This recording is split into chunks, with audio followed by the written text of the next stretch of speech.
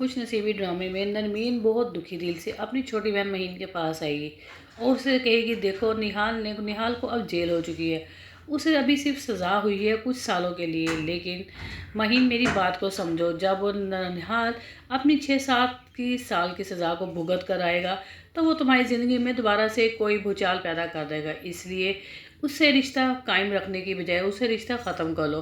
तुम्हारे खुला के पेपर है, इन पेपर पर साइन कर दो ताकि तुम्हारा और निहाल का जो रिश्ता है वो रिश्ता ख़त्म हो जाए और हम तुम्हारी शादी दूसरी जगह पे करवा दें। वहीं पर महीन रोने लग जाएगी, मगर महीन समझती है इस बात को कि नरमीन उसकी बड़ी बहन उसे ठीक समझा रही है। और यहाँ पर ईमान, जिसे तलहा ने साफ कह दिया है कि तुम्हें अब ऑफिस ज्वाइन करने की ज़रूरत नहीं है, इसलिए शोर होने के नाते मैंने तुम्हारा रेजिग्नेशन पर खुद से साइन कर दिया है। ईमान को इस बात का बहुत ज़्यादा दुख होगा, इस वजह से वो तलहा के साथ उसका मूड ऑफ हो जाएगा।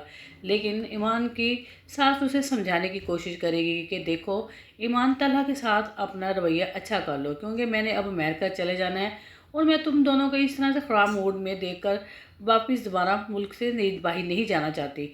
ईमान अपनी सास की बात को अच्छे तरीके से समझ जाएगी और साथ में ये भी समझ जाएगी कि तलहा का इस तरह का एटीट्यूड, रवैया सिर्फ और सिर्फ इसी वजह से है कि उसे उसके पेरेंट्स 14 साल की उम्र में छोड़कर चले गए थे और उसने अपना बचपना, अपनी जिम्मेदारी खुद ही सारा कुछ अपने कंधों पर बर्दाश्त किया है। इसी वजह से वो चाहता है कि मैं भी अब घर बैठूं और इस जॉब को छोड़ दूं।